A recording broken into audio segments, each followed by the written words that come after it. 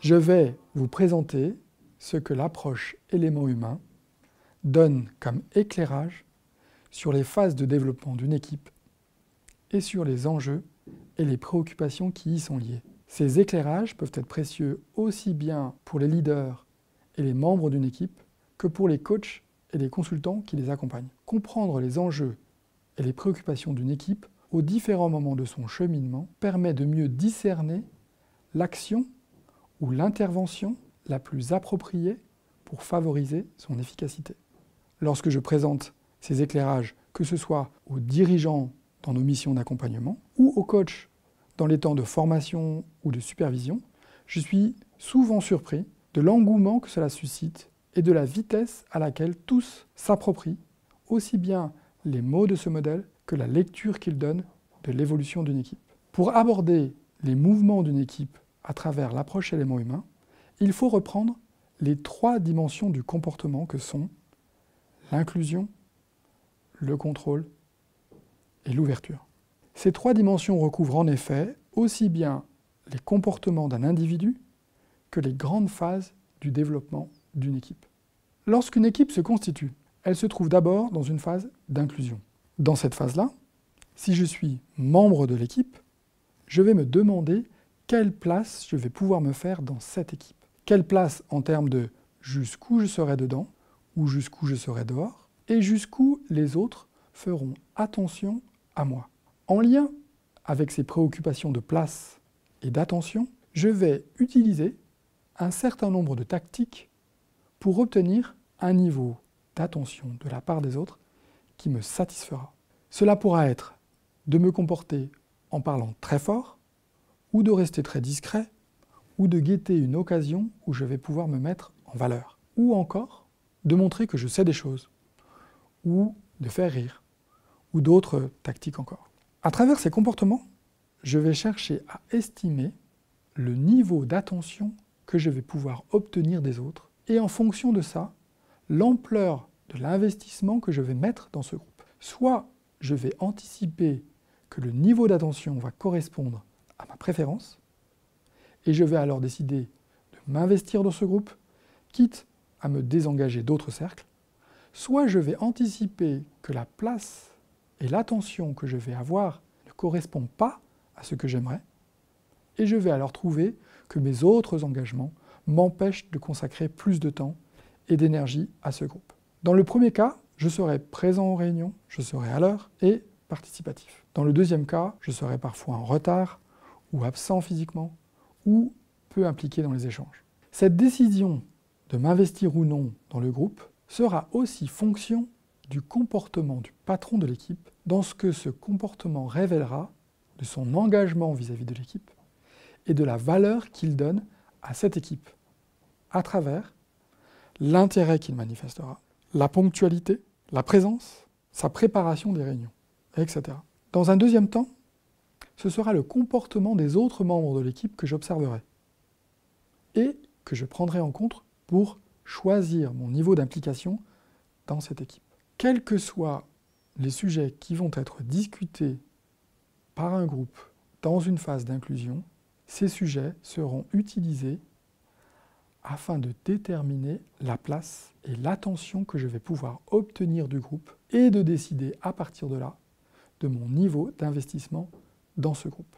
On peut donc dire que pour un groupe dans une phase d'inclusion, l'enjeu majeur est l'atteinte d'un équilibre où chaque membre va trouver une place satisfaisante dans le groupe, au sens d'un niveau confortable pour lui, d'attention des autres à son égard. Le niveau confortable pouvant être pour certains élevé, pour d'autres moyen et pour d'autres faible. Pour cette phase d'inclusion, comme pour les 2 autres phases de contrôle et d'ouverture, cette progression vers un équilibre se fera via des ajustements successifs des comportements de chacun en fonction des réactions des autres à ces comportements. Le passage à la phase suivante se fera à partir du moment où ces ajustements auront accouché d'un équilibre où tous les membres du groupe seront à peu près satisfaits vis-à-vis de leurs préoccupations propres à cette phase.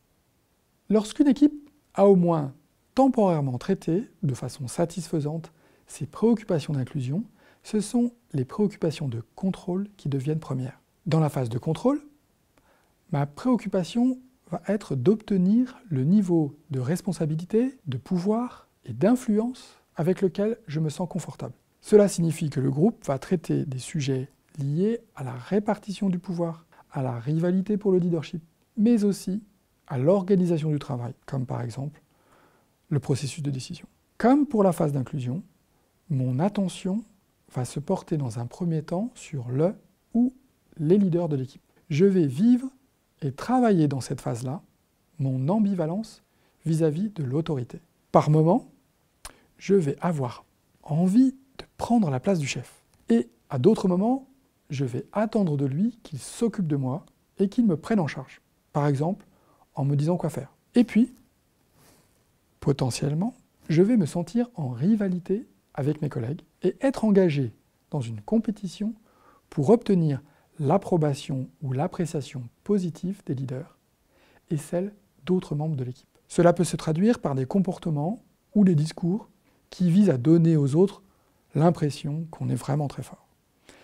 Comme par exemple de raconter un souvenir qui nous valorise. De façon générale, dans cette phase de contrôle, il y a beaucoup d'opposition, de critiques, de freins, d'obstacles. Ce sont des temps souvent vécus comme désagréables, car ils donnent cette impression que les choses ne se passent pas comme on souhaiterait qu'elles se passent, y compris lorsqu'au préalable, on n'avait pas d'idée particulière sur ce que l'on souhaitait. Cela peut donner envie de sortir de l'équipe, même si au final, il est rare que quelqu'un parte à ce stade. On peut donc dire que pour la phase de contrôle, l'enjeu de l'équipe sera d'atteindre un équilibre où chaque membre de cette équipe trouvera un niveau satisfaisant de leadership, de responsabilité et d'influence sur le groupe, c'est-à-dire un niveau de sentiment de pouvoir agir sur les sujets et la vie de l'équipe qui lui convient. Et là encore, quels que soient les sujets qui vont être discutés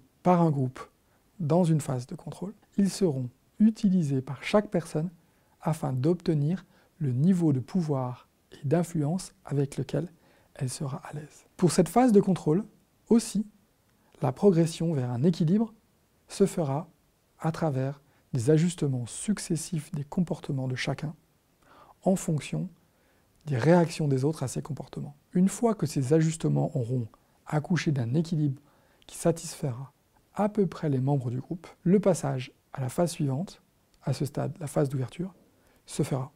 La phase d'ouverture est le stade le plus avancé de ce cheminement d'équipe. Une fois que chacun s'est fait une idée sur les frontières du groupe, qui est dedans, qui est dehors, et sur le niveau d'engagement de ses membres, la question qui se pose, c'est jusqu'où je souhaite être proche des autres, jusqu'où je peux m'ouvrir aux autres sur ce que je ressens, et jusqu'où il est préférable de ne parler que de tâches et de choses superficielles. Vis-à-vis des leaders de l'équipe, je vais être hésitant. Si je m'ouvre à eux, vais-je me retrouver en situation de vulnérabilité?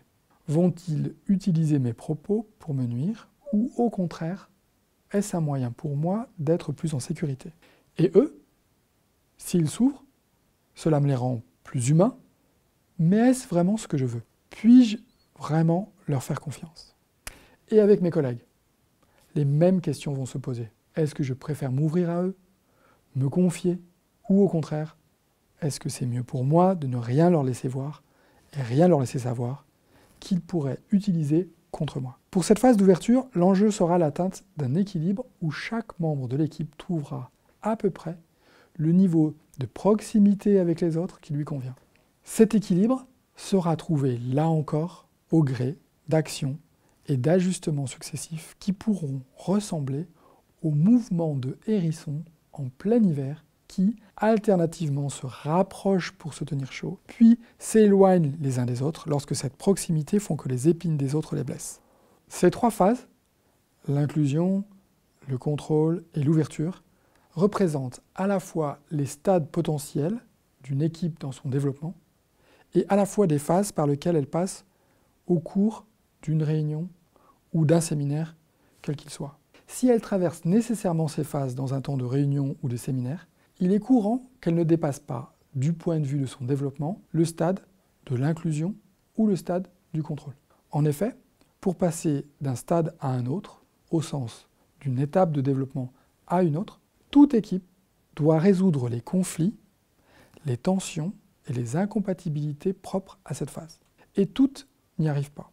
Comme je l'explique à la fin de la vidéo des présentations des 3 dimensions des comportements, pour résoudre ces tensions et incompatibilités, l'équipe devra avoir recours à l'ouverture. En effet, l'ouverture, c'est ce qui peut permettre de lever les peurs et par conséquent les comportements défensifs des membres d'une équipe qui sont la véritable cause de ces blocages. Et sans une ouverture suffisante, l'équipe ne pourra pas sortir de ces blocages. C'est pourquoi j'ai coutume de dire, sans avoir trouvé dans la littérature sur l'élément humain et sans avoir eu d'échange avec Will sur cette façon de voir, que l'ouverture est à la fois ce vers quoi une équipe tend naturellement à évoluer et à la fois ce qui lui permet de dépasser les blocages qu'elle rencontre dans ses phases d'inclusion et de contrôle. Enfin, même si une équipe a réussi à passer au stade du contrôle ou au stade de l'ouverture, dès qu'elle change de composition, elle revient naturellement, du point de vue de son développement, au stade de l'inclusion. Elle se trouve alors de nouveau confrontée à des préoccupations de place et d'attention de ses membres, à la recherche d'un nouvel équilibre sur ces sujets. Il y aura alors une nouvelle succession d'ajustements comportementaux qui participeront à la résolution des tensions et des antagonismes entre les préférences de ses membres en matière d'inclusion.